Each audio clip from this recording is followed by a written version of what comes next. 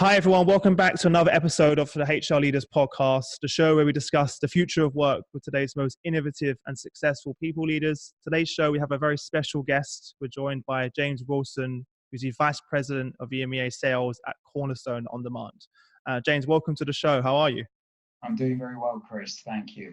Well, thanks for joining us. So for everyone listening, we realized before the show that me and James actually go way, way back, but we probably never crossed paths beforehand, strangely, right?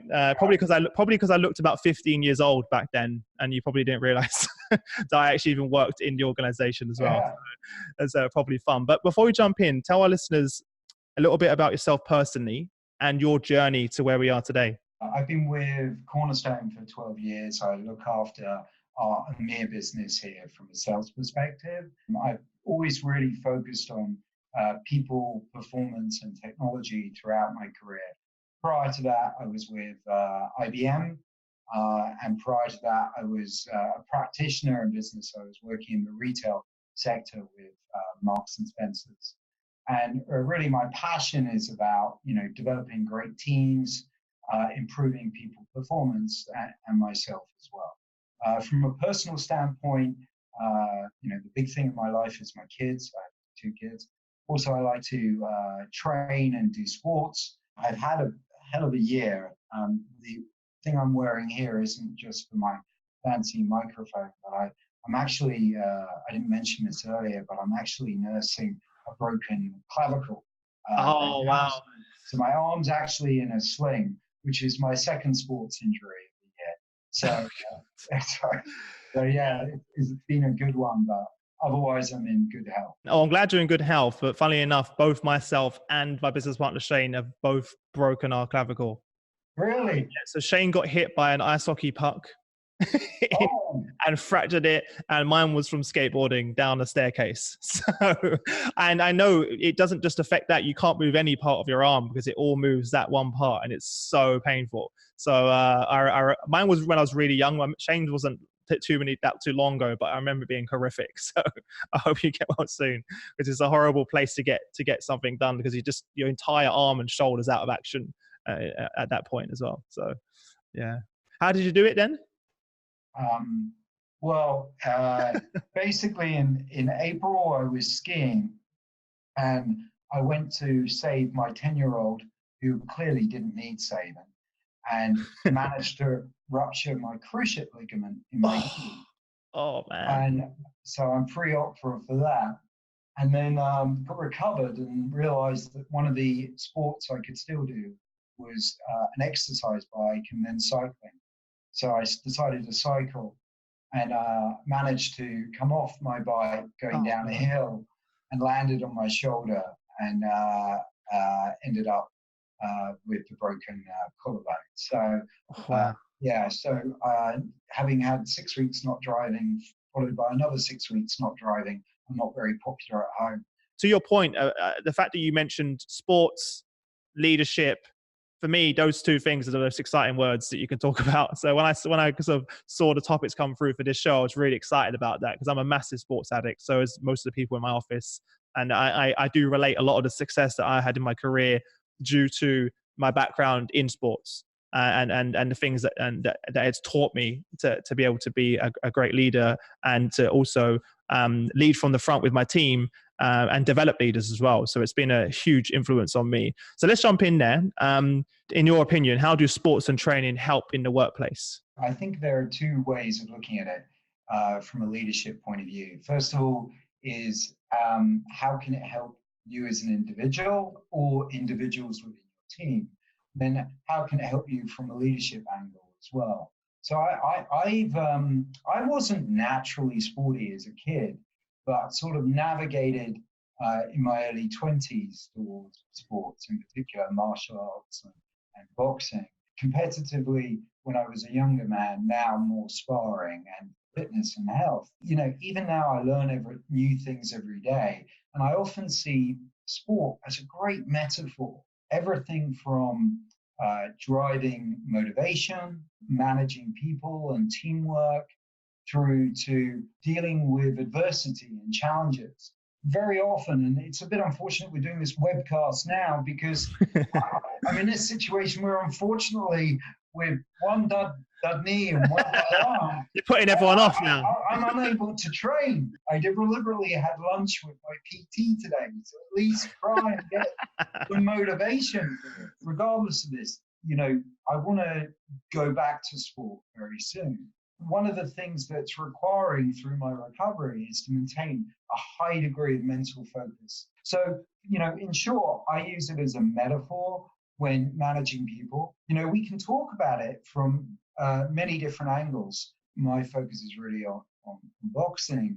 People have a misconception about what's involved there. I like to bring the teamwork and also the achievement and the discipline that's required from boxing into the workplace. If you think about it, when you're at work, one of the things that's most important is to prepare for every intervention that you have, whether it's meeting with clients or whether it's actually meeting with people or doing strategic changes.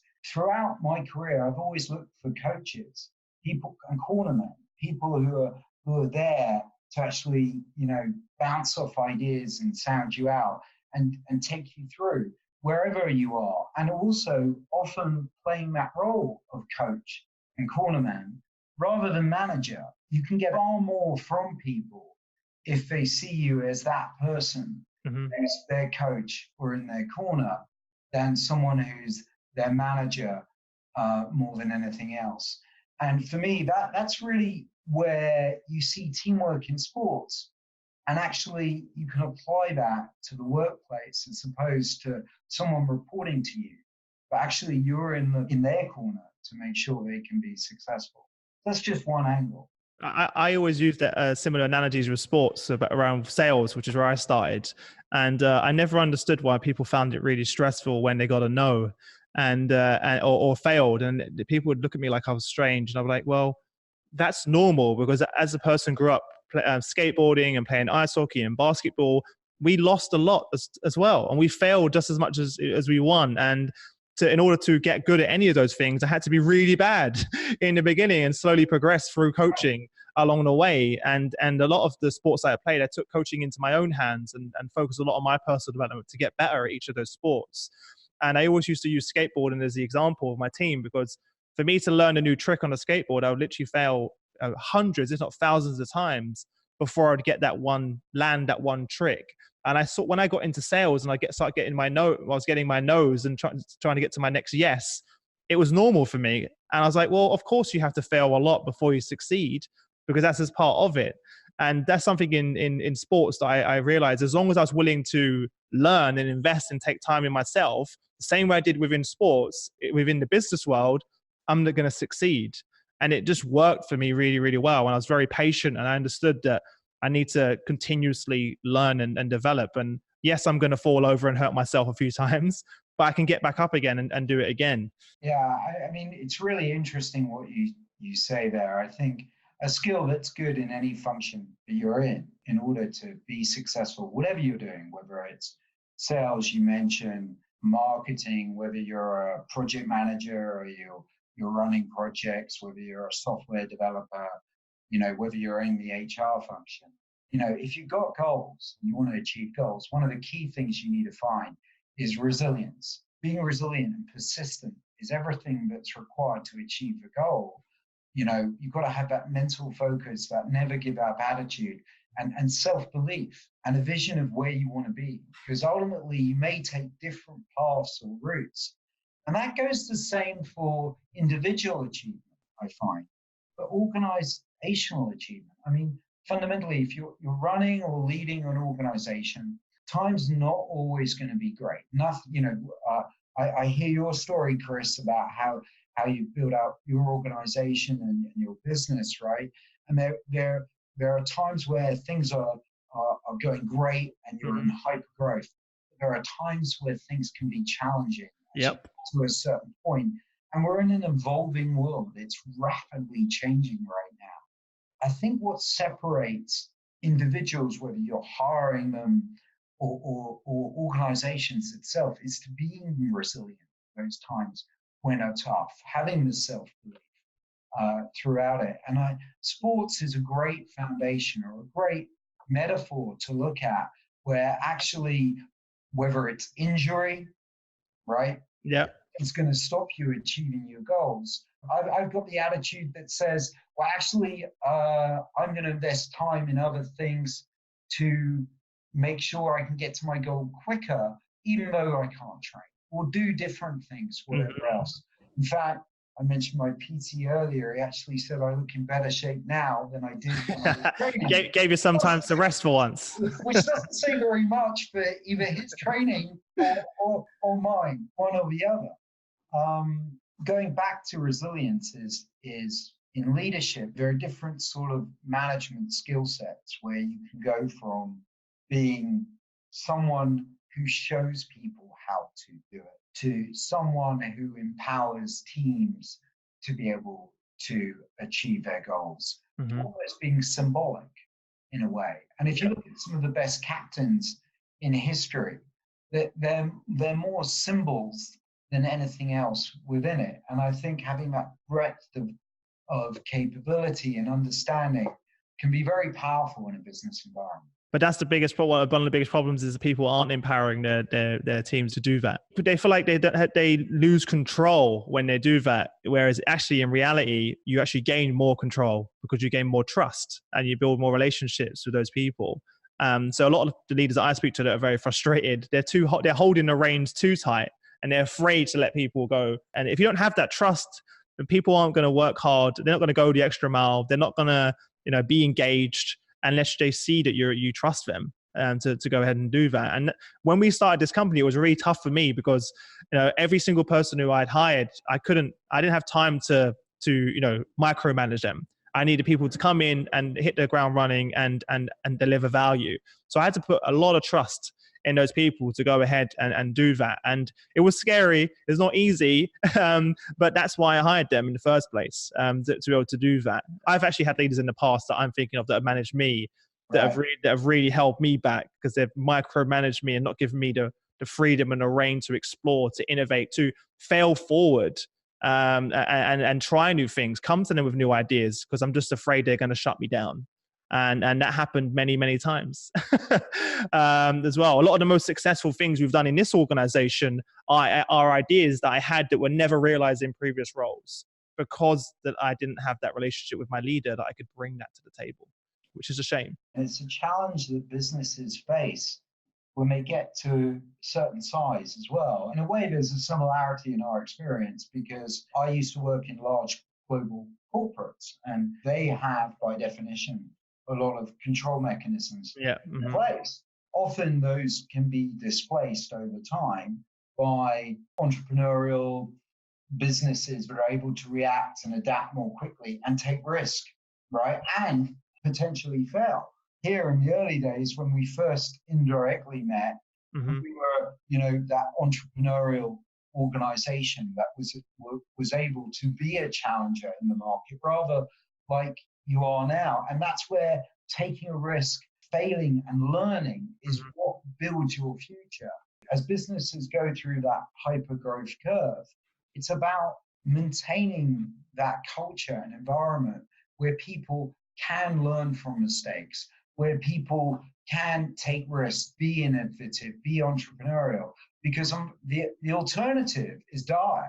The alternative is you become a bureaucracy. You're not going to attract the best people. No one's going to want to work for you where there's large systems of control in place that stifle innovation or entrepreneurialism, that makes it exciting, that makes you challenge yourself. You want coaches who are going to help you achieve your goals, not ones who are actually going to hold you back. Or it's like with your kids. Do you want to be the parent who says, oh, don't do that? Right? It's dangerous. Or do you want to be the one who says, hey, there's risk involved, right? And be aware of it. I think that's a really fascinating point.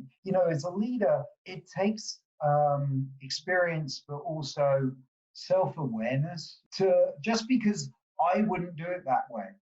I know. It doesn't mean it's right now, right? It may have been right 5 years ago, but what's right now is different because we're doing different roles. The world's changed, just like you've done with your business.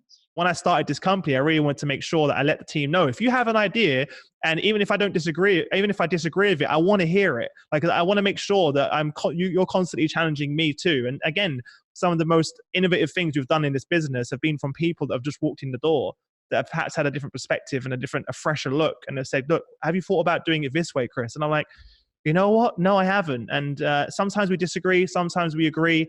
But either way, it's healthy because we're constantly challenging ourselves. Do you want to add anything else to that before? Because I was going to move on to... Just 2 points, really. It's fascinating what you say. How long have you been married, by the way, now? I've been married for 3 years. Right. I've been with my wife slightly longer than you in terms of our relationship, but married for much longer. So I have no problem in actually admitting that I'm wrong. It's something that I do on a regular basis. But to your point that you mentioned earlier, and I find it so true.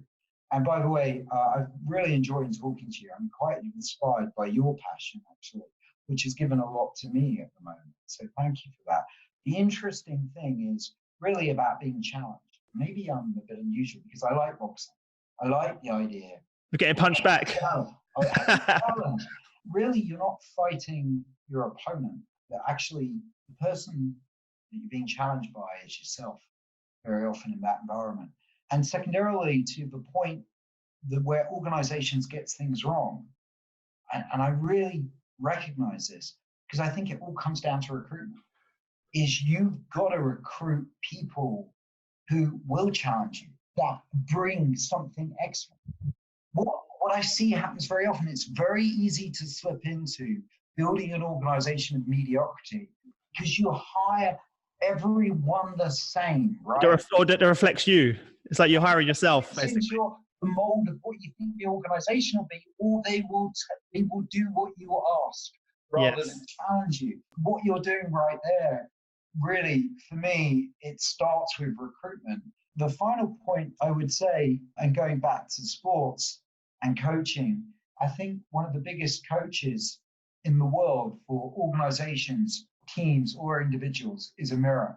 Are you able to look in the mirror and see exactly what you've achieved, what haven't you achieved, where you are, what's happening in the environment around you, and get that feedback?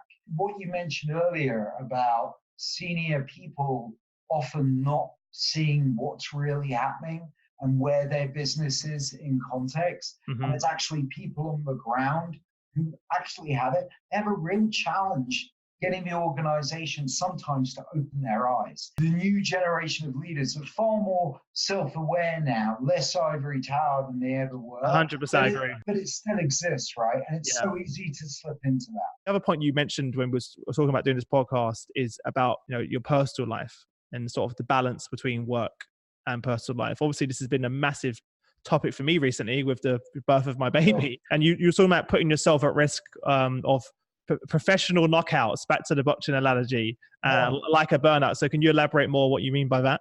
Look, one of the things I personally learned through sports was pace. So easy to punch yourself out. Even if you may win the fight, sometimes you lose so much in that process, and your recovery time can be significant. So pace is critical. With that, you need balance as well. And you need those two things combined. So, and I see that with, managing people and leading people, is that how you interact with them requires the right level of pace. We live in an environment now where it's possible to work as much as you like. There are organizations that have unlimited holidays, but unlimited work, right? We're all remote or we work from home. So actually, there's an invasion. There's no cutoff point now. The 9 to 5 no longer exists anymore. It becomes more and more challenging of a dividing line of your children are growing up and you started your business. But how do you find the time? My 12-year-old is on a 2-week camp away, and we don't hear for over 2 weeks. And I suspect next year she'll She now barely acknowledges me, but by the year after, I'm not sure she will acknowledge me anymore.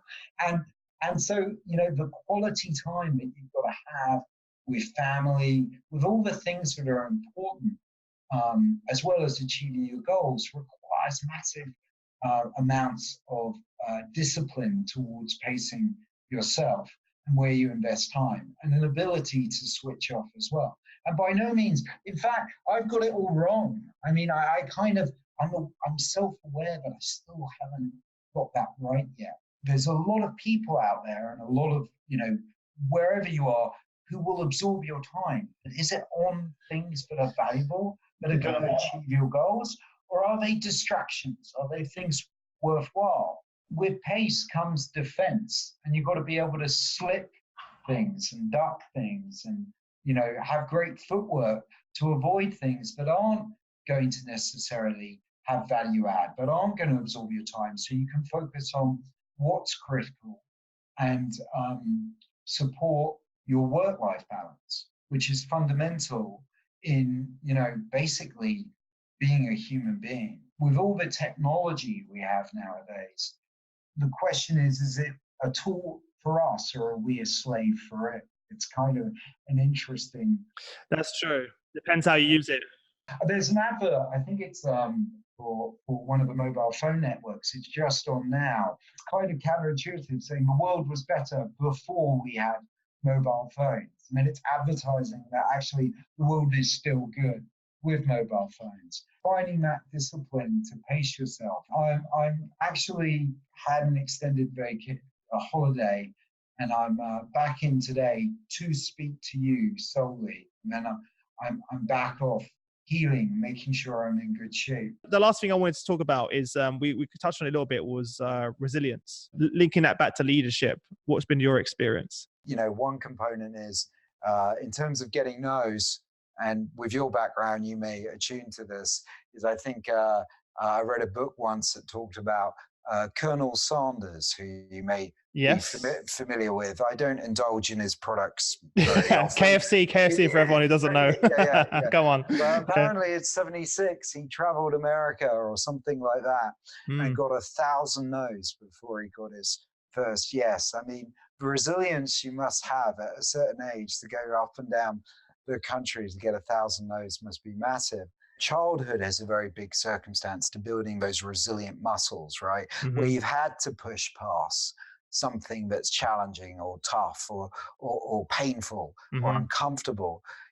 Definitely adds that dimension in the individual.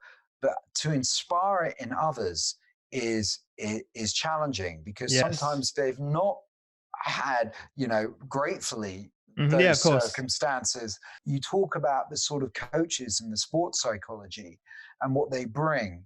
And for me, it's about the ability to actually inspire emotion in people. If you can get people into an emotional state where it takes them beyond the I can't, right? It takes them beyond that, because they've got so much passion or drive. There could be many different forms of emotion that do, but that spark of ingenuity can drive them forward to do things that people couldn't contemplate as being possible. I mentioned a sports star to you. A friend of mine got me a ticket, and we went to watch it. And I don't think it's out, but I advise you watching it. I don't know if you've heard, there's a documentary about Maradona. It's a bit of a interesting story, because it's got this man who rises to a godlike status and then goes the other way. But the skill set and the emotion and the resilience, the ability to switch that on, was hugely compelling in him. And the final point on this subject, because it just is very fascinating to me, what's going to be interesting is what you don't know yet with your children. Because there's an element of nurture in resilience, where your childhood impacts your ability to cope with stress, tough times, down times, and you've just powered through it, and you're like, whatever it is, I'll take it. And you build defense mechanisms, hopefully, so you're not taking all the knocks all the time. But then there's a bit of nature as well. And I'm blessed with 2 girls. Mm-hmm. And I've got one who is very much, I can't. And I've got another one who will take every risk in the world to the point that it's terrifying. And I'm trying to have to treat them different, inspire different emotions, self-belief in one and a risk aversion in the other. And you don't know what you have yet. You're in a state where you're blessed and you'll have to explore that. I've seen it around me because I am thinking, obviously Robin's so only 10 months old, so obviously a bit early to see that. But I do get frustrated when I see people limit themselves or actually limit their, I've got friends of mine, not going to mention names, that I'd see that, oh, my kid can't do that. I'm like, why? Like, oh, they're not good at this, but they're a child. What do you mean they're not good at and then, like, they need to empower them to like encourage it. And people so busy, and children are they're just waiting for someone to tell them they can. And they're waiting for that permission to be told, you can, even if it's something, sounds absurd on paper. I'm always encouraging it constantly. Obviously, as long as it's not a risk them getting injured or something. But even Shane's dad, like Shane, who's my business partner, his dad was almost like a dad to me growing up, because my dad wasn't there.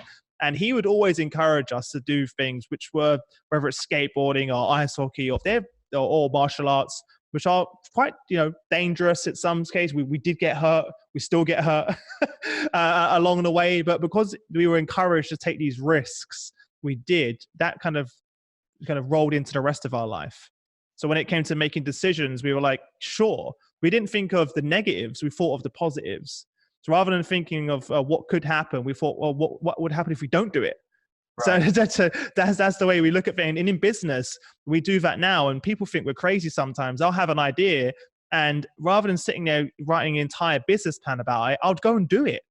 So rather than sitting there planning this podcast, I just started recording podcasts. And then I learned how to do podcasts whilst recording podcasts along the way. And I learned what that meant. And yes, there were ones that were terrible and ones that people didn't like. And I've received messages even online at certain points where people didn't like the episodes. I'm like, who cares? Like, what's no, I do it and then learn. And similar with what we did. We had our minimum viable product. So we rolled out when we first started the company. We wasn't worried about having it all refined and beautiful and, all pretty. We put it out there, listened to the customer, refined, and did the same thing because we had the confidence to do that. And we've always operated that way, no matter what it is that we do. And I think that's one of our biggest strengths. I thought that was normal.